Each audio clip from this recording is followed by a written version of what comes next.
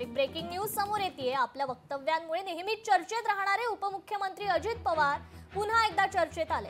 नगर परिषद निवडणुकांच्या पार्श्वभूमीवर राज्यभर सभा घेत असताना अंबाजोगाई आणि बीड येथील सभेत त्यांनी केलेल्या रामकृष्ण हरी या विधानाची मोठी चर्चा रंगली आहे। या विधानानंतर सभेतून वाजवा तुतारी असा प्रतिसादही मिळाला।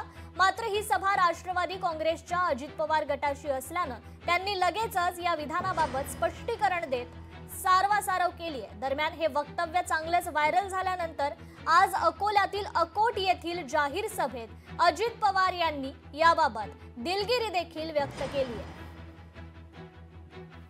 कधी-कधी माझ्यावर टीका होती, एखादा शब्द माझ्याकडनं चुकीचा जातो तो गेला नाही पाहिजे। मी परवा इथं बोलत असताना मला वाटतं अंबाजोगाईला त्या बाबतीमध्ये जरा बोललो। मीडियाने ते चालू नको, त्यांचा अधिकार आहे। पण मित्रांनो, मी स्वच्छतेचा भोक्ता आहे। स्वच्छता ठेवायला सगळ्यांना जमतं। संत गाडगे बाबा महाराजांनी आपल्याला शिकवले, संत तुकडोजी महाराजांनी आपल्याला शिकवलेलं आहे, आपल्या वडीलधाऱ्यांनी आपल्याला शिकवलेलं आहे।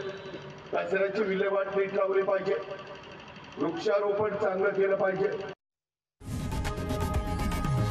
लोकशाही मराठी ऐका, पहा, जागरूक रहा।